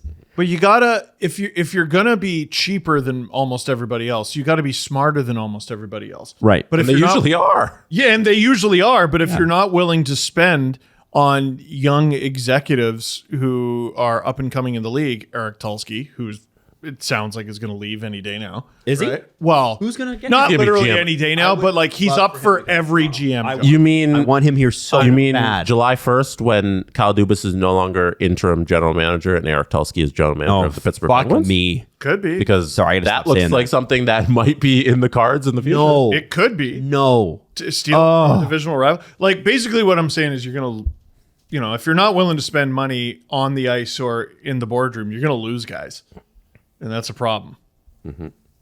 Well, you never know. Try it. Don't spend on anybody. And they got close enough. I'd like to go to the third round, wouldn't you? Yeah. Maybe not get swept, but Jordan Stahl's camp, according to TSN and Sportsnet, both articles, Jordan Stahl's camp was very flexible. Tom Dundon was not. But he did get a modified no trade, I think, in the thing. So that's good. He got a no movement clause. No move. Yeah. An NMC. Okay. and the NMC is don't fucking phone me. By the way- text me, don't email me. I am not leaving. Jordan Stahl will make next year $600,000 less than Alex Kerfoot. I hate you. The Shut up. barometer for free agency this year is Alex Kerfoot's contract with the Leafs last year. I want that in perspective because I was told for 4 years that guy had value and he didn't. So Not at that value. this year, Not at that value. happy for him though. So I earlier in the show I was talking about how there aren't any like real albatross contracts anymore. With who? Around the league. Like just around the league, there aren't as many like true bombs. Like just Listen, Ass you would deals. not be saying that if Bobrovsky hadn't have gone on the run. But regular season Bobrovsky's been a bomb. We talked about this earlier. Where were you then? Yeah, where were you? Well, because I wasn't disagreeing with what you were saying. You're saying there's no Albert. That's an albatross. Now, wait though. Okay. So we could have a free agency class similar to 2016's potentially. Yeah. Because bunch of good players available. Yeah. All those guys in 2016 who were signed were good players, at least at the time. But they are going to sign bloated, big old piece of shit contracts. And all you've said for the last month is the cap's going to go up, the cap's going to go up, the cap's going to go up. It's true. So all these players are going to be signing for, they're going to be signing the cap's going to go up deals. Which could make them shorter. It could be. There could be a lot of Gavrikov out there. Because remember, he could have gone to the open market. The Kings wanted him for longer, and they were probably willing to pay him more for longer. But he and his agent said, no, absolutely not. The cap is going to go up like, what, 8 or 9 million in the next 2 years? Why would we sign? I keep going back to Bunting. He has never made over $1 million in a year, right? And that's, multi 20 goal scorer. He had 60 points, Calder nomination, whatever asterisk you want to put on it. Like, if I'm him, I'm signing for the dough. Because I need it. I took that contract in Toronto, one, to be a Leaf, I think. Yeah. But two, I know I'm going to play in their top 6 and I'm going to get 1 million points and I'm going to be able to cash in. Cash in, young men. Do it. But some of those contracts are going to stink. Dude, I love Barbashev. The contract's going to stink. The numbers they're talking about with it and the term. 8 years. Well, 8 years to resign. Yeah, or, 7, potentially. But whatever, max term. Orlov, great player. All right, here is at $7 million. Whoa. Okay. Although, you know what? A lot of people said that about Hampus Lindholm when he signed his extension in Boston. He's been great. Because he first off, he played with the shitty Ducks, and also there were some injuries. Yeah. But he has come back and been the Hampus Lindholm of old. He's been really good. Yeah, maybe you're right. I doubt I am. Now, I also doubt that in all situations. Another move from another aggressive team that is still pending is Pierre-Luc Dubois. Now, evidently, as of today, they are working on an extension before the deal goes through. However, there has been a slight sneeze, and the Montreal Canadiens are still in it. Renaud Lavoie of TVA, who is a very good insider and a very trustworthy one. There are a group that you trust, and there are a group where you're like, and I trust him. There are multiple pieces and players going to Winnipeg. Winnipeg wants to remain competitive. They do not want to rebuild. I guess retool would be the right word, or just maintain status quo. They don't want to be bad. But the names being thrown out there are Gabe Velarde and Alex Iafallo. Sportsnet's Ken Wiebe also added that Jansen Harkins could be involved as well. He's on the Jets. Yeah. So that could be part of the move. Winnipeg gives more. Someone had a tweet. It's like between Dursey, Iafallo, and Velarde, Rob Blake hates Italians. Athletics' Murat Ates has also said that Dubois could be headed there as well. They are talking contract extension. Things are well on their way as of last night. But then this morning, from Pierre LeBrun, the Habs have tried. It sounds like they're just simply not a great fit for the Jets because the team doesn't want to rebuild. And apparently what the Jets wanted back from the Canadiens is Kirby Dach. And what the Canadiens are saying is, no, we want Suzuki, Dach, and Dubois. Yeah. That's what we want. So the fact that there's multiple teams now has changed this entirely, which is great news for Jets fans. Because the way we were talking about this at first is like, oh yeah, they're going to get like a second round pick maybe for Dubois because there's only one team he wants to go to. As soon as it became evident that that wasn't true, you're able to ask for fair value. Maybe for that a changed. Young second line center. Maybe that just changed, by the way. Maybe. I don't think that was. Listen, there's a reason the guy was in Montreal last year. He expected there to be a trade. It almost happened. Yeah. I don't blame Pierre-Luc Dubois one bit for wanting to play in Montreal. That's his hometown team. Questionable sometimes the way he's gone about it, but at the end of the day, whatever. Did you like the pictures of him at the Grand Prix? I did. Yeah, he last was in week. Montreal. Yeah, I got a bunch of there was actually people listeners there who were who saw him and took pictures and he's here. Oh, wow. I mean, he's allowed. And sent me. allowed. Yeah, I'm like, well, he's at so is Marner. He's not going to Montreal. I don't know. Or maybe he is. Start the rumors. But with Dubois, what's interesting is that you've got there is a better fit there than even you would think, because Anze Kopitar is getting older. And I think when you have, and he's, ageless, but he's got a lot of miles, 2 Stanley Cups. He wants to get his 3rd. Wouldn't it be nice to spread some of those minutes around? Dubois, Kopitar, Danault. Ugly. And Byfield. Yes. Whoa. That's Yes. a friggin' good team. Well, man. and a lot of people were wondering, would Byfield go the other way? Yeah. Absolutely not. The 2nd overall pick. He's 6'4", scoring potential. No way. No way. I'd never do that. Okay. I know Kings fans are waiting for Byfield to take a little bit of a step here. I know he got into a whole bunch of games. He played half season had a last good year. back But half. yeah, he had a good second half of the season. Injuries have kind of derailed him for quite a bit, and he's still only 20. You expect a little more out of a pick that high at this point, but there's still time to room to grow for Byfield. I am not. And he had a good little playoffs. I'm not comparing these players in terms of talent. Stop comparing them. But Byfield and Robertson, 2 guys from, I think, the same draft.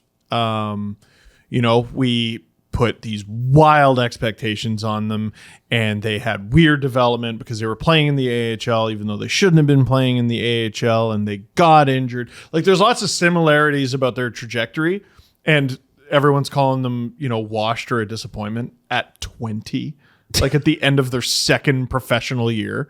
Give it a fucking second. Redraft the top 5 picks from the 2020 draft. Alexis Lafreniere, Quinton Byfield, Timmy Stützle, who came to the Senators from the Erik Karlsson deal. Ooh. Lucas Raymond and Jake Sanderson, also to the Senators. And then I'm not going to give you anybody else. Top 5, redraft those players. Sanderson went to the Senators, right? Yep. They had 2 picks in the top 5. I think Stützle's first, and there's no question. I still don't think you can go wrong with Byfield. You draft an enormous center, number 2. Mm-hmm. Ooh. Adam, I want yours after Steve's. Jake Sanderson looked good with the Sens. He did. I might go him 3rd. I'm not going to be stupid. I'm going to say Lafreniere 4th. And Raymond 5th. Because people forget, Raymond was unreal as a rookie. His season last year stunk. Oh, boo. No, it didn't stink. The first half stunk. You're being mean. Adam, what's your redraft? I'll give you the names again. Go trade Tavares for him, Jesse. I will again. Every time I will do that. It went Lafreniere, Byfield, Stützle, Raymond, Sanderson. Steve went Stützle, Byfield. I agree. Sanderson, Lafreniere, Raymond. I put Raymond ahead of Lafreniere. I'm not blown away with Lafreniere. Steve, what was your 4-5? Or your 3-4? 3. I had Sanderson 3. Sanderson 3, okay. And then Lafreniere 4. Lafreniere 4. Okay. And So then- we're... and Adam, what's yours? I would have almost the same. The first 2, absolutely. 3rd, Sanderson's 3 for sure. Okay, so you have the same top 3. And then we've got it was Lafreniere and Lucas Raymond. Lucas Raymond. I'd take before Lafreniere. I'm not maybe I'm wrong on this. A little low on Lafreniere. I still think Byfield could be the best of all of them. Yes, I agree. 100%. And listen, He's not there. Just because he's such a pure center too. And that's if he develops in that role. His underlying numbers were really stupid. I think that there has to be room for this, right? When I say I'm low on Lafreniere, it doesn't mean he's not going to be a good player. In fact, it probably means he's a Hall of Famer. But the guy's got 216 games. He's got 91 points. And I wonder if Lafreniere is like a Nico Hischier type. Not a bad player, very good player. If, maybe Nolan Patrick without the injuries. Sometimes a first overall pick turns into a pretty damn good NHLer, but maybe not McDavid, Matthews, Eichel, whatever you want to. Hischier does a lot for the Devils in a prominent role. Absolutely. And Lafreniere can't even really be top half complementary player. He's struggled. Now Really again, right though, And how on a old is team he? with a ton of support. He's 21. Oh man, We've seen him get chances. That's the unfortunate thing. that On a very good team. Yes. that first overall tag is such a boat anchor on him. Yeah. Because like, let's say it's Stützle who is having the struggles that Lafreniere has had. Because he's a third overall pick and not first, it's so much easier to trade him for another top prospect who, like, also just could use a change of scenery sort of thing. But when you get rid of a first overall pick, that's so tough. I'm looking at some of this stuff, guys. I don't even know if I take, and again, I'm not trying to just dump on Lafreniere for no reason. But if we're really redrafting the 2020 draft, I don't know if I take Lafreniere in the top 10. Who else we got? That's a little much. Stützle, Lucas Raymond, Dawson Mercer, Lafreniere, Seth Jarvis, Anton Lindell, Jamie Drysdale, Jack Quinn, Cole Perfetti, Quentin Byfield. These are just in terms of points. Jake Sanderson. There's some good, really, really good players. Okay, maybe he makes the top 10, but I don't think he's not in my top 5. It's still He's not. Lafreniere. Seth Jarvis, absolutely. What was his takes draft year? 2020. 2020. No, sorry. I mean, like, what were his stats for the 1920 season? I'm trying to figure out how this happened. 112 and 52 games. Yeah, that's pretty good. The Q. I feel for Q. Lafreniere Never know. Yeah. because of the way Gerard Gallant messed with that lineup for the first 2 years of his career. That's a good point. Gerard Gallant, his favorite thing to do is, hey, every single game you're going to have a different line mate. And that can't be good for a player like Lafreniere in his development. When they had the kid line going, that was effective, and he refused to stick with anything at any one time. So I wonder if there's a more stable situation coming in New York, and maybe he can get acclimatized to the NHL game a little better. I think you bet on your guy. You bet on your guy that you pick first overall. Yeah. Because what are the odds you win that trade? Like, and if you lose it, it's going to be catastrophic because then you gave up a first overall pick for nothing. Yeah. And like when you look at those top 5 players, I definitely don't think, just based on what we've seen out of these players, like right now, I don't think he comes out top 4. Like I think Byfield's going to develop into the pure center.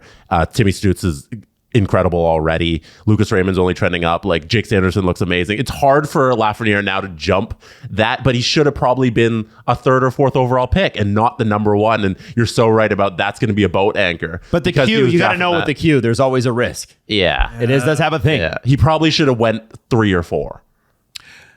Now, man. saying that, watch him just step out on the ice in October and put together a 100-point season. Yeah, we can all go fuck ourselves, honestly. Like, Just put up or shut up sort of year. it is kind of Breakout year. Yeah, I think that's fair. And so my book isn't written on him, but I feel like none of these guys. no, you can't. 2020, it was 3 years ago. Like, we can't put judgments on their career. Yeah, let's do it. Let's do a way too early judgment on children. And I called it at the time, man. The development of a lot of these guys picked in like these 2018, 19, 20, 21 drafts is going to be a little fucked. You're right. And the other thing I want to throw in there, Steve, is not just that, but the NHL changed so drastically from 2010 to 2015. What was expected out of players in 2010 versus what was expected out of players in 2015, 2016, it was a completely different league. Completely different. You had analytics, you had fighters going out of the league, no longer a part, major parts of teams. And so what happened was, there was and I hate to put it this way, but there was like a culling of the people that could not hack it at the NHL level anymore because the game changed very quickly. Then you bring in a new generation of young guys who are instantly good at it. But here's the problem. Good skaters. All those instantly good guys are all still very, very good. And so what we're seeing now is from 2016 to now, yes, the game has changed, but I would say relatively it's the same. There's tweaks here and there, but Better shooters. small, fast, speedy is usually sort of, I know some people still value size, and I get why. Big guys are fast now too. They are, and they like Tage Thompson. Okay, right? that's what I was about to say. So, but the reason that the development curve might take a little bit longer is because these guys are doing what the other guys have had time to develop and do, which they stood out a lot more in a league that was a lot slower. Now they don't stand out because they're all the same. That's right. And But it's going to take them a bit to get. Now the special talents are the Tage Thompsons, who are 6'7" and also speedy and have the most incredible hands in the world. Also, another great case study in not giving up on your prospects too soon. Oh my god. Oh, yeah. Imagine he was nothing. He was a non-factor. Yeah. Healthy scratch. Wasn't he unprotected in the expansion draft? I would think so. I don't remember. He was just a non-factor, and then he's like, "Oh, I'm one of the best players in the league now." Yeah. Now I have the dirtiest hands out of anybody. Yeah, I'm like bigger Mario Lemieux. Like, sorry about that. Like out of nowhere. Yeah. Out of almost 40 goals. Actually, nowhere. Yeah. Okay, so a couple of like lifestyle things. First off, Jesse, the Golden Knights yesterday were spotted getting tattoos. Jack Eichel was actually taken. There was a picture taken in the air, and you know what's great is with this picture, there's a K Jewelers in the background, so they got it done at a mall. And Nice. mall tats that's where it's at. And they're all getting the Golden Knights sort of thing on their leg. And I just wanted to, as a tattooed man, both of you have tattoos. I would like to know from both of you how you rate these tattoos. Okay. Well, it's not a I have it in your text, Jesse, if you need Oh, it. you sent it? Awesome. I did. Let's pull it up there. so front of the quad. I think would be. That's where they're doing it. by I'm the way. pretty sure that's like a less painful spot to get tatted up. Is it? I don't know. I'm pretty sure. Well, there's a few spots like think of where you would not want to be pinched. That's all the spots that hurt to get Or hit with a paintball. So outside of the arm, not so bad. Inside of the arm, ooh, that fucking hurts. Near the armpit, that hurts even more. Ribs, that fucking hurts. Like quad, that's all right. Yeah. As far as tattoos go. Yeah, absolutely. Jesse, you having trouble over there? or- Which means Yeah, the it's Vegas taking a little Golden bit Knights on the are internet. soft. They're soft and should have their cup taken back. So here's- They got it in a soft. This is Jack Eichel's new tattoo on his thigh. Now the by the way, the purple is just the outline, right? Like that's That's sort the of stencil. yeah. Yeah. So what do we think? Can we zoom in on that a little bit more here? Is this a good? More. Do we like this More mall leg. tat? More thigh. He's got a big canvas to work with. Those are some. Some thick thighs. Some good yams. Can I get to the yams? Well, it's just completely so pasty though. So pasty. Yeah, for a guy that lives in Vegas, I mean, you know, Yeah, but like who's going out and you're not running around Nevada in a Speedo, right? I guess not. Yeah, if you're boring. Yeah, it's true. I think Jesse and I we always wear Speedos notoriously. Exactly. And they don't kick us out of any establishment because it's Vegas. They let you smoke inside. Forget what you're wearing. Yeah. Anyway. Good I tat? think It's a decent tat. I've seen worse. yeah. Does he have any other tattoos? I don't know. Doesn't from this picture you can't really tell. Yeah. None that I can see. I mean, it's probably less painful than recovering from neck surgery. Yeah, probably. These is. guys do stupid, painful shit all They the do. time. They do. Like You're right. tattoo, You're right. that's nothing. Yeah. I don't mind it. I don't mind it at all. If you win the Stanley Cup, like, I don't care what the fuck you do. That's pretty sick. Now, this is very important, though. Are your friends shitheads? Because if they know about that, that's a great slapping area. Oh. If you have shitty friends, it's a great area to slap. And what sucks is if you try to duck out of the way, there's a really good chance they hit you in the balls. So do you want to get slapped in your tattoo or slapped in the balls? You don't want to get slapped at either. Jack, I hope you're safe and surrounded by loving family and friends. Because you don't want to get slapped in the freshly recovered tattoo or ball. Also, Connor McDavid, and I just sent Jesse the Instagram post on this. Connor McDavid is engaged. Hey! He hasn't posted it on his Instagram yet, although he's not like always active on social media. No. But his fiance now, Lauren Kyle, did, and they had the full, cottage proposal. You can kind of see there, and they had a photographer on site, which is very nice, very wonder if pretty. she saw They got it a picture coming. with the dog. Wearing a suit on a dock. I think maybe she saw it coming.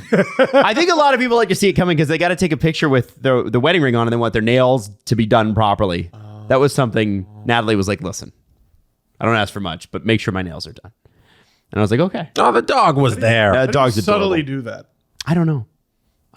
Oh, good for Connor. Yeah, so happy for him. They've been Okay. together a long time. I actually remember she and I lived in the same building, and I would see him out front. you did. Yeah, no, but like it was like this is like when he was on his rookie deal. Like this is not $12 million. But he was broke. Were you both when he was renting out only the top making of the $3 million a rich? year. Broke ass Connor McDavid. Take me back to the old days. He had he was broke ass. He had a white 4-door Porsche, the car version. And he what parked a it next bum. to your Porsche, right? Yeah, right. Yeah. When you guys were both renting out the top of the Ritz. That's right. When I was driving my $3,000 BMW. Remember that? Remember my red BMW? I had a BMW Yes. SUV. Oh, Yeah, yes. for like it a was month. Terrible. The worst car I've ever Isn't owned. that the car that you totaled?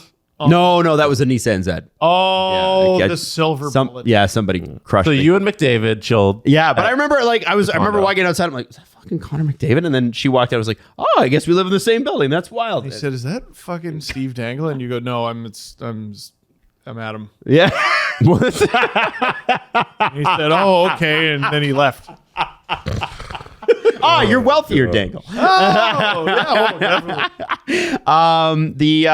The Coyotes had a bit of a weekend. We should mention Sean Dursey. I did a little bit of a breakdown on SDPN's channel. Sean Dursey traded to the Coyotes because apparently, and this is the biggest news, they've put out the word, okay, we're ready to assemble a team now.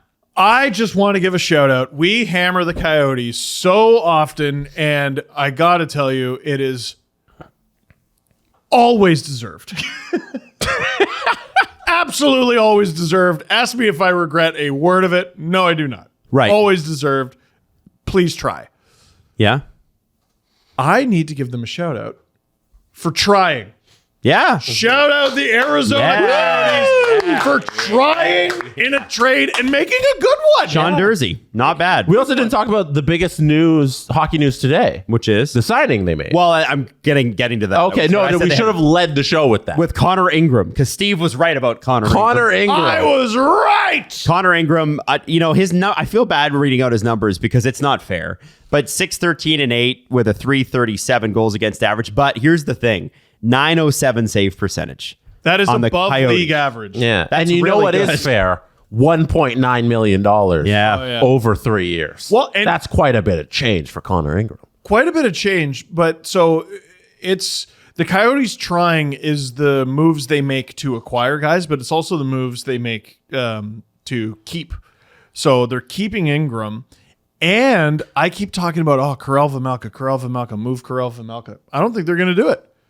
And now they just got this really solid tandem where I think if they add a handful of players, it's going to be difficult for them to bottom out. Yeah, Vejmelka Ingram. That's like, Hey, both Wow. of them were well above league average on a team designed specifically to stink. that's like having Waugh and Brodeur on the same team.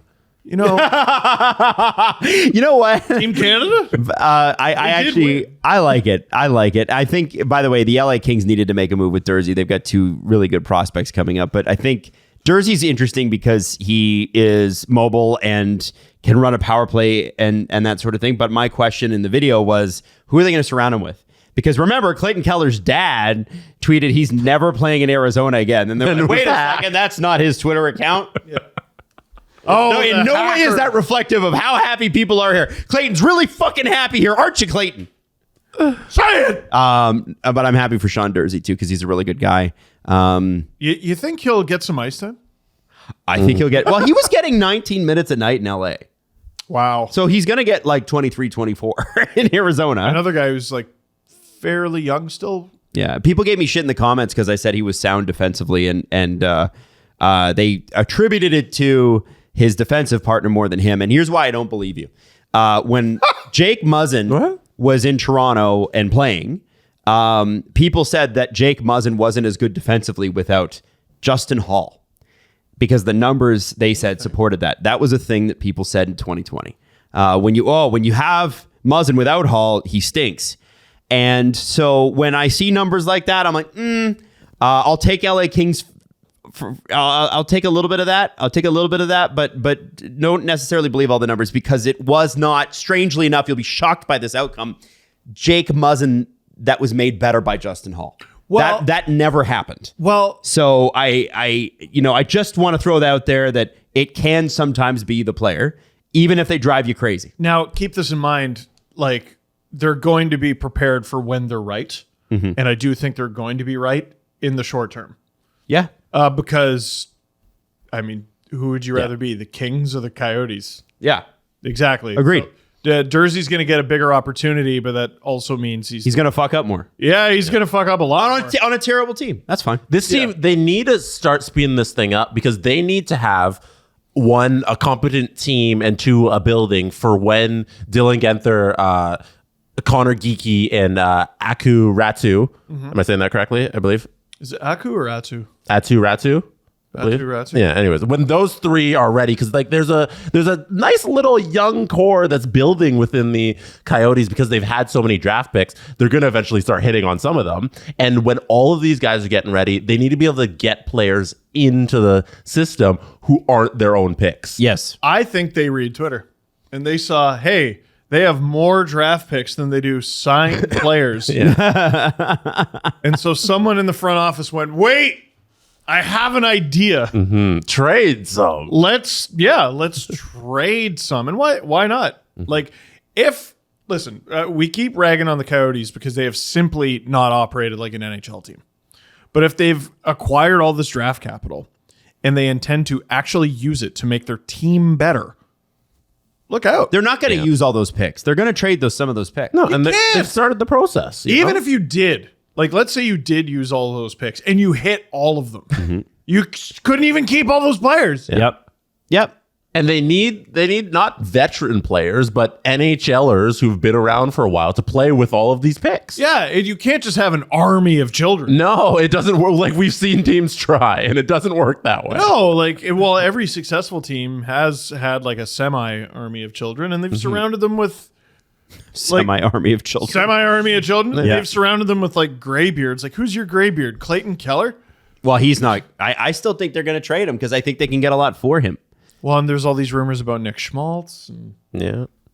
Well, who's left after that? All right. Well, Who could Sean Karel Hersey, Vejmelka? I guess. They're around the stage where you need to start adding, because in 3 years you're gonna have a bunch of young guys. You don't want to have to trade them like you traded all the guys you did in the previous couple seasons. And look at Columbus, who struggles to acquire players. And listen, I don't really know if anyone's signing with the Coyotes because they love it.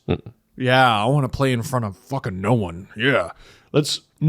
You're going to have to trade for these guys. Yeah. So, and even drafting players isn't a guarantee you'll have them right away. Look at Connor Geekie, right? So, I do think it's time for them to put on their big boy pants, so to speak. They can't have like 5 Jacob Chikrins where it's a young talent, you develop them, and then you're not ready to be competitive, so you got to trade them. Like, you can't keep doing that forever. You need to eventually surround the pieces with pieces. Yeah, and they cleared space recently, and I was like, okay, I guess they're just super duper bottoming out. They're digging the weird into the Earth's crust now. Like, maybe they're going to actually try to compete. Yeah, They get have. in the arena.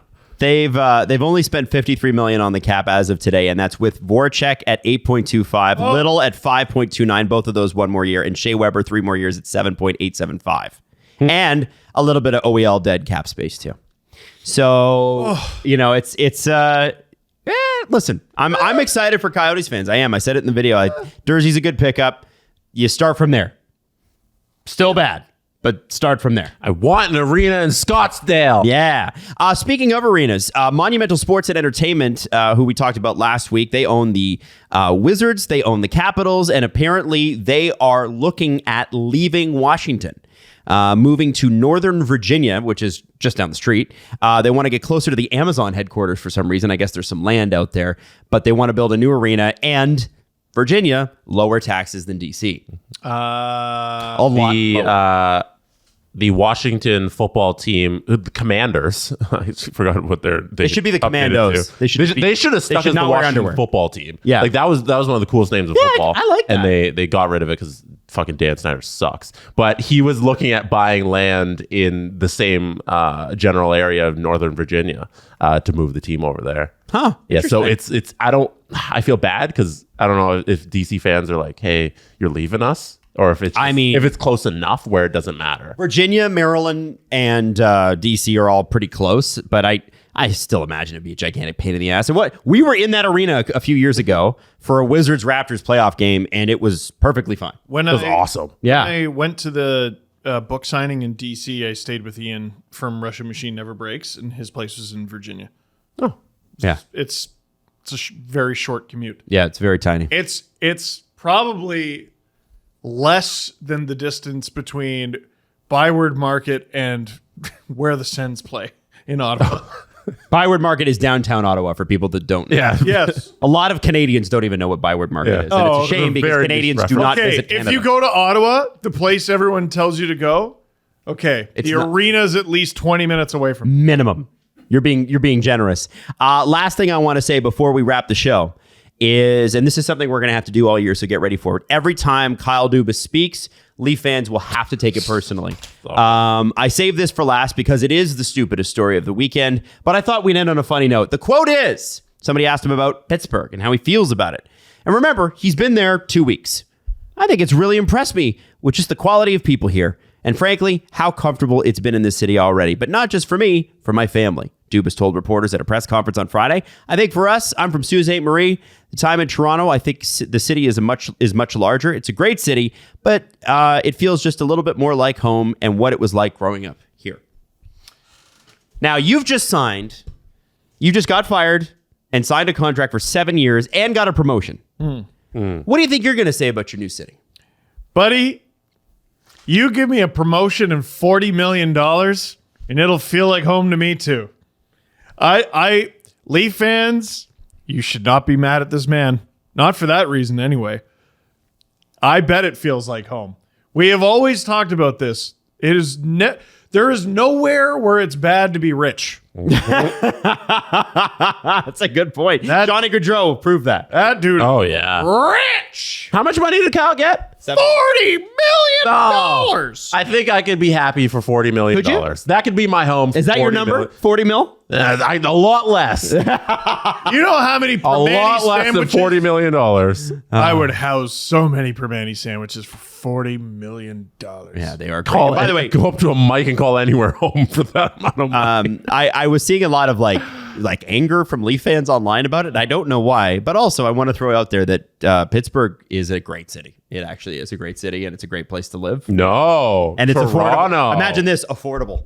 Weird. Steve, so- here's $40 million. Oh, well, growing up in Scarborough to Toronto was great and everything, but I like my new home in Yellowknife. This is just feels like home.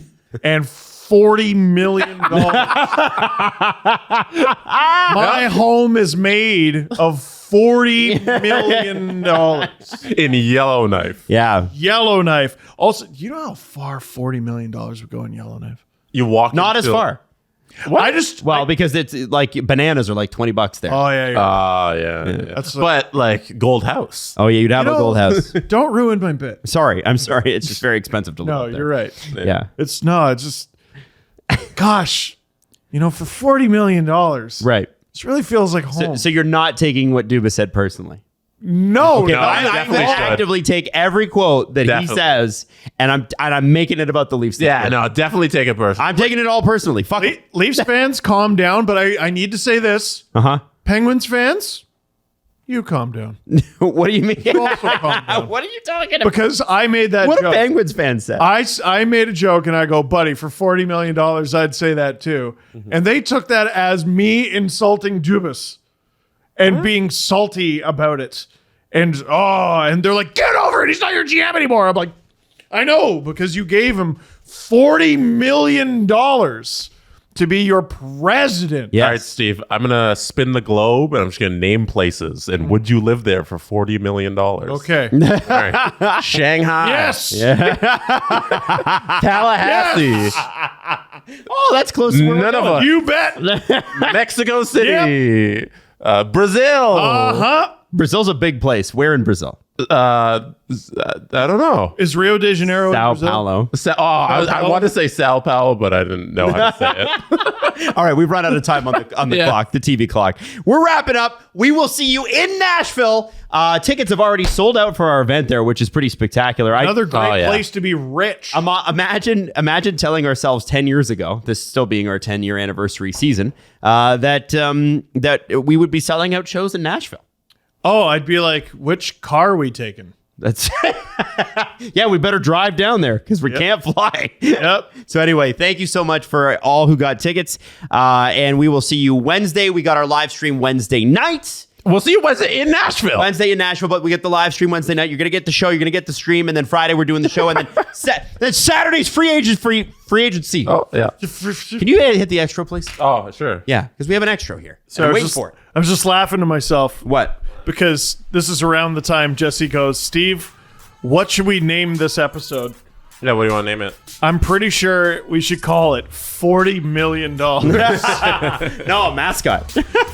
Oh, That's Jay Sharkey. oh no! The Steve Dangle Podcast. Powered by Sports Interaction. Want to bet? Follow the guys on Twitter at Steve_Dangle, at Adam WYLDE, and at Jesse Blake. Connection complete.